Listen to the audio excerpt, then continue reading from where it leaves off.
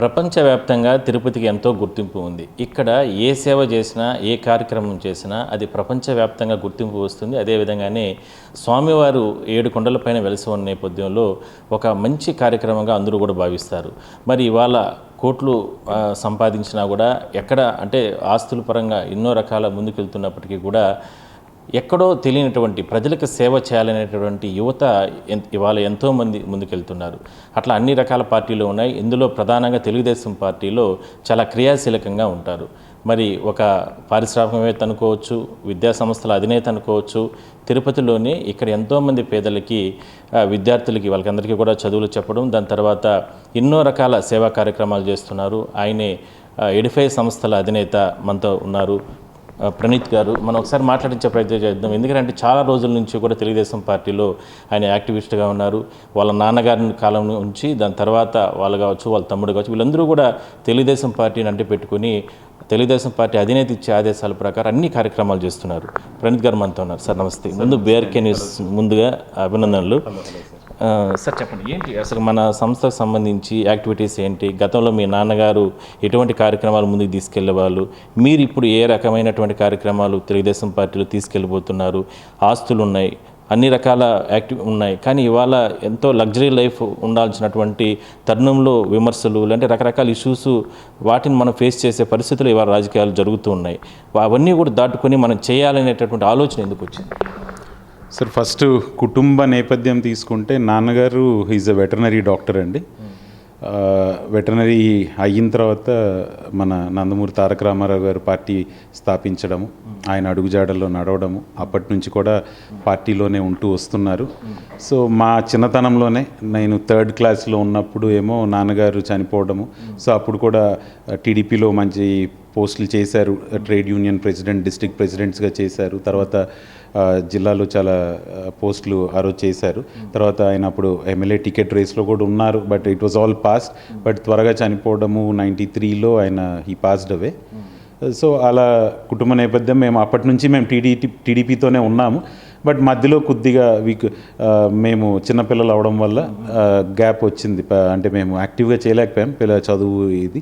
తర్వాత మా స్టడీస్ అవ్వడం తర్వాత నుంచి నేను 2008 నుంచి I'm there in to the business. అప్పటి నుంచి మళ్ళీ యాక్టివ్గా టీడీపీతో పాటే ప్రయాణిస్తున్నాం. టీడీపీ ఎప్పుడైతే ఎన్నికలు ఉన్నాయో అప్పుడు ఖచ్చితంగా చురుగ్గా పాల్గొంటున్నాము. ఏదైతే పార్టీకి ఎటువంటి సేవలు కావాలో అటువంటి సేవలు అందిస్తూ వస్తున్నాము ఇప్పటి వరకు. విద్యా సంస్థలకు సంబంధించి చాలామందికి మీరు సేవలు చేస్తున్నారు. ప్లస్ ట్రస్ట్ ద్వారా కూడా పేదలకు అందరికీ కూడా కొన్ని కార్యక్రమాలు చేస్తున్నారు. వాటి గురించి కూడా కొన్ని విషయాలు చెప్పండి.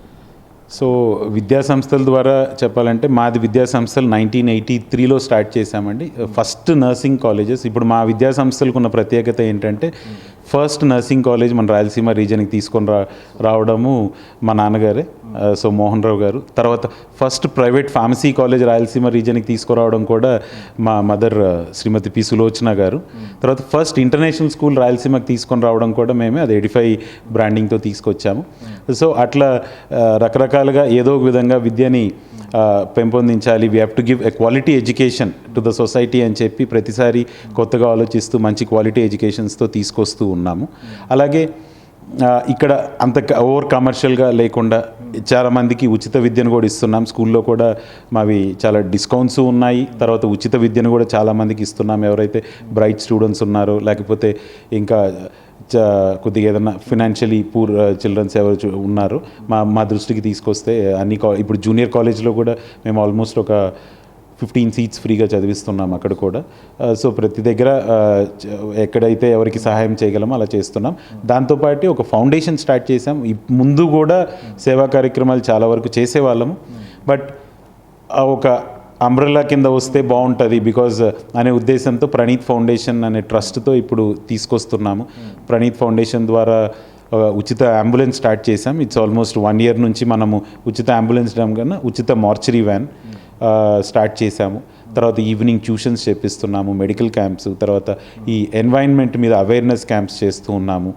తర్వాత ఈ వాటర్ సప్లై చేస్తున్నాం. రూరల్ ఏరియాస్లో తిరుపతిలో కొన్ని వాటర్ స్కార్సిటీ ఉన్న ఏరియాస్లో ఫ్రీ వాటర్ సప్లై పంపిస్తూ ఉన్నాము. సో ఇటువంటి కార్యక్రమాలు చేస్తూ వస్తున్నామండి ఫౌండేషన్ తరపున. సార్, ఇప్పుడు రాజకీయాలు మాట్లాడదాం. తిరుపతి ఇందాక మనం అనుకున్నట్టు చాలా పుణ్యక్షేత్రం ప్రపంచవ్యాప్తంగా గుర్తింపు ఉంది. తెలుగుదేశం పార్టీలో మీరు చాలా యాక్టివిటిస్ట్గా ఉన్నారు. ఇప్పుడు అధ్యక్ష పద్ధతులు కూడా త్వరలోనే ప్రకటన చేసే అవకాశం అయితే ఉంది. అందులో ప్రథమ పేరుగా మీదే ఉన్నట్లు కూడా మాకు సమాచారం ఉంది కొన్ని. ఇందులో ఒకవేళ మీకు అవకాశం వస్తే పార్టీ పరంగా ఎటువంటి నిర్ణయాలు, ఎందుకంటే ఆల్రెడీ మొన్న మహానాడులో కూడా తెలుగుదేశం పార్టీ అధినేత చంద్రబాబు గారు కావచ్చు, లోకేష్ గారు కావచ్చు, కొన్ని యువతకు ఎక్కువ ప్రాధాన్యత కల్పించాలి, దాని తర్వాత సీనియర్లు కూడా కలుపుకొని అక్కడ పార్టీ అక్కడ ఆయా ప్రాంతాల పార్టీని ముందుకు తీసుకెళ్లాలనేది దిశానిర్దేశం చేయడం జరిగింది. ఒకవేళ మీకు అవకాశం వచ్చి మీ అధినాయకుడు మీకు అవకాశం కల్పిస్తే ఏ విధంగా ఇక్కడ చేసే అవకాశాలు ఉంటాయి? మొదటిగా థ్యాంక్స్ అండి. ఫస్ట్ బేసిక్గా నా నేమ్ కన్సిడరేషన్లో ఉందని చెప్పడం కూడా దట్స్ గుడ్ థింగ్. ప్రస్తుతానికి ఇన్ఛార్జ్గా ఉన్నారు, సుగుణమ్మ గారు ఉన్నారు. ఒకవేళ అధినాయకత్వం మేడం గారిని మార్చి యువకులనికి ఇద్దాము అని చెప్పి నన్ను కన్సిడరేషన్లో తీసుకున్నారు అంటే నాకన్నా మించిన అదృష్టవంతులు ఎవరు ఉండరు. ఎందుకంటే పార్టీకి ఇంకా కొద్దిగా సేవ చేయగలం. ఎప్పుడు కూడా ఈ రోజనే కాదు, ఎప్పుడు కూడా చంద్రబాబు నాయుడు గారి ఆలోచనలు చూస్తే యువకులకి ఎలా పట్టం కట్టాలి, ఇప్పుడు ఉమ్మడి ఆంధ్రప్రదేశ్లో కూడా ఆయన విజన్ 2020 డాక్యుమెంట్లో కూడా యువకుల్ని ఎలా అట్లాగే సాఫ్ట్వేర్ డెవలప్మెంట్ అన్నీ కూడా తీసుకొచ్చారు. ఏదైనా ఆయనకి ఎప్పుడైనా యువతకి ఎప్పుడూ ప్రాధాన్యం ఇస్తారు. ఇప్పుడు లోకేష్, ఇప్పుడు యువరక్తం కూడా యాడ్ అయింది. నారా లోకేష్ అన్న గారు కూడా చంద్రబాబు నాయుడు గారికి యాడ్ అయ్యారు. సో ఖచ్చితంగా యువకుల్ని ప్రోత్సహిస్తున్నారు. యువకులే పార్టీకి బలం. ఖచ్చితంగా ఒకవేళ నిజంగా పార్టీ ఆదేశించి చంద్రబాబు నాయుడు గారు, లోకేష్ అన్న గారు ఒకవేళ బాధ్యతలు అప్పగిస్తే ఖచ్చితంగా తీసుకోవడానికి పార్టీకి ఏ వంతు సహాయం చేయాలో సిద్ధంగా ఉన్నాము. ప్లస్ మరియు సీనియర్స్ ఎవరైతే ఉన్నారో వాళ్ళందరినీ కలుపుకొని వాళ్ళ సజెషన్స్ ముఖ్యం. వాళ్ళ సజెషన్స్ లేనిదే మేము చేయలేము. మేము యువకులు అని పరిగెత్తితే కుదరదు. వాళ్ళు ఉండాల్సిందే. పెద్దలు ఖచ్చితంగా వాళ్ళ గైడెన్స్ మేము తీసుకోవాల్సిందే, వాళ్ళ అడుగుజాడల్లో. ఎందుకంటే మేము యువకులం, అప్పుడప్పుడు కొద్దిగా ఆవేశం ఉండొచ్చు, కొద్దిగా తప్పు లేదన్నా చేయొచ్చు. వాళ్ళు మమ్మల్ని వెనకాల కూర్చొని కరెక్ట్ చేసుకొని ముందుకు తీసుకెళ్తాం. అందరినీ కలుపుకుంటాను. ఎవరికి ఎక్కడ మర్యాద ఇవ్వాలి, ఎవరిని ఎక్కడ కూర్చోపెట్టాలి అనేది సీనియర్స్ని. సో వాళ్ళకి, ఎందుకంటే వాళ్ళకి తగిన మర్యాద ఇవ్వాలి. ఎందుకంటే ఇన్ని సంవత్సరాలు పార్టీకి 42 సంవత్సరాలు సేవలు అందించిన వాళ్ళు ఉన్నారు. పార్టీకి, మన తెలుగుదేశం పార్టీకి తిరుపతికి చాలా అవినాభావ సంబంధం. పార్టీ ఆవిర్భవించిన చోటు. సో చాలామంది ఎన్టీఆర్ గారితో ప్రయాణించారు. సో అప్పటి నుంచి ఉన్నారు కాబట్టి వాళ్ళకి ప్రాధాన్యత ఇస్తూ వాళ్ళ గైడెన్స్తో ఎలా ముందుకు తీసుకెళ్లాలనే ఇదిలో ఖచ్చితంగా మేము తీసుకెళ్తాం. పార్టీ ఆదేశిస్తే ఖచ్చితంగా ఉన్నాము. సో రేస్లో ఉన్నామా లేదా అనేది మాకు తెలియదు. బట్ నిజంగా పిలిచి ఆదేశించి ప్రణీత్ ఈ బాధ్యతలు తీసుకో, నువ్వు చేయగలవు అంటే ఖచ్చితంగా చేయడానికి సిద్ధంగా ఉన్నామండి. సార్, ఇక్కడ అంటే మనకు యువగలం పాదయాత్ర సందర్భంగా కూడా మీరు కూడా బాబు గారిని కలిశారు, లోకేష్ బాబుని కలిశారు. మీరు కూడా చాలా కొన్ని యాక్టివ్ కార్యక్రమాలు చేయడం జరిగింది. అప్పటి నుంచి చిన్న చిన్న ఇష్యూస్ ఉన్నాయి పార్టీలో. వాటన్నిటిని కూడా సర్దుకొని ఇప్పటికే కూడా పార్టీ ముందుకెళ్తుంది. రాబోయే రోజుల్లో యువత సంబంధించి మీరు ఇప్పటికే చాలా కార్యక్రమాలు చేస్తున్నారు. ఇంకా కూడా ఏదైనా సరే డెవలప్మెంట్ అంటే ఒకవేళ అధ్యక్ష బాధ్యతలు మీకు అప్పగిస్తే ఆల్రెడీ మీరు ఒక విజన్తో ఉంటారు. కొన్ని ఇలాంటి కార్యక్రమాలు చేస్తే బాగుంటుందని అవంటివైనా సరే బీఆర్కే న్యూస్కి ఒక 2 చెప్తారు. సో ఖచ్చితంగా ప్రాబ్లమ్స్ అనేది ఫోకస్ చేయకూడదండి. ఒక నలుగురు కుటుంబంలోనే చిన్న చిన్న భేదాభిప్రాయాలు ఉంటాయి. ఇంత పెద్ద తెలుగుదేశం పార్టీ కుటుంబంలో ఏదో ఉంటాయి. అవి ప్రాబ్లమ్స్ అంటూ నాకు ఎక్కడ కనిపించలేదు. We're well off fine. పార్టీలో ఎక్కడ ప్రాబ్లమ్స్ ఏమీ కనిపించలేదు. తర్వాత డెవలప్మెంట్ పరంగా చూస్తే తిరుపతి అనేది ఆంధ్రప్రదేశ్లో ఉండడం కన్నా నేను భారతదేశంలో ఉందంటాను. ఎందుకంటే అది తిరుపతి అంత ప్రాముఖ్యత చెందింది. ఖచ్చితంగా ఎవరు భారతదేశానికి వచ్చినా కూడా, లేకపోతే ఎవరైనా అట్లీస్ట్ సంవత్సరానికి ఒకసారి తిరుపతికి అన్ని రాష్ట్రాల నుంచి, దేశ విదేశాల నుంచి కూడా తిరుపతిని వచ్చి స్వామివారిని దర్శనం చేసుకొని వెళ్తూ ఉంటారు. సో అటువంటి ప్రాముఖ్యత కలిగిన నగరంలో డెవలప్మెంట్ మీద ఫోకస్ చేయాల్సి ఉంది. సో దానికి కూడా నాకు చాలా ప్లాన్స్ ఆఫ్ యాక్టివిటీస్ ఉన్నాయి. ప్లస్ లోకల్లో ఉన్న పీపుల్ కూడా నాకు ఉన్న చిన్న ఇప్పుడు 1-2 చెప్తాను. Because it's not a very big interview కాబట్టి మనం I cannot take time because it's a very long debate to be done. So first thing is, అన్ని నగరాలకు ధీటుగా, ఫారెన్ కంట్రీస్కి ధీటుగా తిరుపతి ఉండాలి అంటే ఆల్రెడీ సెంట్రల్ గవర్నమెంట్ ఫండ్స్తో మన రైల్వే స్టేషన్ డెవలప్ చేస్తున్నారు, బస్ స్టాండ్ డెవలప్ చేస్తున్నారు. బట్ స్టిల్ ఈ గ్రీనరీ అండ్ బ్యూటిఫికేషన్, తర్వాత ఫుట్పాత్ యూటిలైజేషన్, తర్వాత అండర్ గ్రౌండ్ డ్రైనేజ్తో ఒకటి ఉందండి, తర్వాత మెయిన్ అవేర్నెస్ ఒకటి, తర్వాత మెయిన్ వాటర్ ప్రాబ్లం ఒకటి ఉందండి, మెయిన్ థింగ్. సో అదొకటి మనం కట్టడి చేయాలి. సో అది ఎలాగా ఇంప్రూవ్ చేయాలి, గ్రౌండ్ వాటర్ లెవెల్ని మనం ఎలా చేయాలి. నేను గమనించింది ఏంటంటే ఇప్పుడు కపిల్ తీర్థం వాటర్ ఫ్లో ఏదైతే ఉందో ఆ మాల్వాడి గుండం ఆ ఏరియాలో ఎక్కడైతే ఫ్లో ఉందో ఇంతకుముందు సిమెంట్ లేదు. ఇప్పుడు ఆ ఏరియా అంతా సిమెంట్ లేయర్తో చేస్తారు, ఎందుకంటే అది మెయింటెనెన్స్ కష్టం అవుతుంది అనే కాన్సెప్ట్. సో ఇప్పుడు ఆ water flow at least yearly twice మనకు ఫ్లో అయితే సో ఆ వాటర్ గ్రౌండ్కి సింక్ అయ్యేదానికి ఉంటుంది. సో ఇప్పుడు ఆ సిమెంట్ లేయర్ వేయడం వల్ల సో వాటర్ వెళ్ళట్లేదు, సో గ్రౌండ్ వాటర్ ఇంప్రూవ్ అవ్వట్లేదు. తర్వాత గ్రీనరీ ఒకటి, తర్వాత ప్రైవేట్ బస్ స్టాండ్ ఒకటి, తర్వాత ఏదైతే చిన్న చిన్న వ్యాపారాలు చేసుకొని తోపుడు బండ్లు ఇవి పెట్టుకున్న వాళ్ళకి ఒక కామన్ స్పేస్ ఇవ్వడము. సో రోడ్లు ఆక్యుపై చేయకుండా వాళ్ళకు కూడా ఒక మంచి జీవనాధారం ఇచ్చి ఒక ప్లేస్ చేసి తిరుపతిని ఇంకా బ్యూటిఫై చేయొచ్చు. సో ఇవన్నీ కూడా ఉన్నాయి. తర్వాత రుయా హాస్పిటల్ ఒకటి, ఆ రుయా హాస్పిటల్ కూడా ఖచ్చితంగా మనము, ఎందుకంటే రుయా హాస్పిటల్ సెంట్రలైజ్డ్ హాస్పిటల్. ఇప్పుడు ప్రతి జిల్లాకి హాస్పిటల్స్ ఉన్నా కూడా ఈ super speciality hospital Ruia hospital ప్రాముఖ్యత చాలా ఉంది. ఖచ్చితంగా పేషెంట్స్ కడప జిల్లా నుంచి కానీ, చిత్తూరు జిల్లా నుంచి కానీ, ఉమ్మడి చిత్తూరు జిల్లా నుంచి కానీ ఎక్కువ మంది వస్తూ ఉంటారు. సో ఇంకా ఎలా ఫెసిలిటీస్ చేయాలి అనేది ఉంది. ప్లస్ నాకున్న ఐడియాస్లో ఏంటంటే ఖచ్చితంగా తిరుపతి అంటే కూడా కార్పొరేట్ కంపెనీసు ముందరకు వచ్చి ఎలా అయితే టీటీడీకి ఎలా అయితే సహాయం చేస్తున్నాయో అలా కార్పొరేట్ కంపెనీస్ ముందుకు వచ్చి సహాయం చేస్తాయి. సో ఖచ్చితంగా మనము ఆ బాధ్యత తీసుకొని కార్పొరేట్ కంపెనీస్ దగ్గరికి వెళ్ళి వాళ్ళ సిఎస్ఆర్ కింద మనము ప్రాజెక్ట్స్ పెట్టి వాళ్ళ దగ్గర నుంచి, ఎందుకంటే ప్రతిదీ మనం గవర్నమెంట్ మీద డిపెండ్ అవ్వలేము. ఎంత చేస్తారు పాపం. ఇప్పుడు ఆల్రెడీ గవర్నమెంట్ డివైడ్ అయిన తర్వాత మనం ఏదైతే రాష్ట్ర విభజన జరిగిందో ఆంధ్రప్రదేశ్ లోటు బడ్జెట్లో ఉంది, తర్వాత చాలా అప్పుల్లో కూడుకుపోయింది, చాలా ప్రాజెక్ట్స్ ఉన్నాయి చేయాల్సినటివి. సో మనం గవర్నమెంట్ మీద పెట్టకుండా ప్రతి కార్పొరేట్ కంపెనీస్కి కూడా సిఎస్ఆర్ యాక్టివిటీస్ కింద ఇంత ఫండ్ అనేది ఉంటుంది. సో మనం వెళ్ళి ప్రాజెక్ట్ మనము ఎక్స్ప్లెయిన్ చేసి కొద్దిగా ఫండింగ్ తెచ్చుకొని అది ప్రాపర్గా యూటిలైజ్ చేయగలిగితే కార్పొరేట్ కంపెనీస్ని కూడా మనం అట్రాక్ట్ చేయొచ్చు. అలాగే ఏదైతే ఉందో ఈ రెయిన్ వాటర్ మనకు పాండ్స్లోకి వెళ్ళట్లేదండి, అదొక బిగ్గెస్ట్ డిసడ్వాంటేజ్. గ్రౌండ్ వాటర్ మనకు వెళ్ళట్లేదు.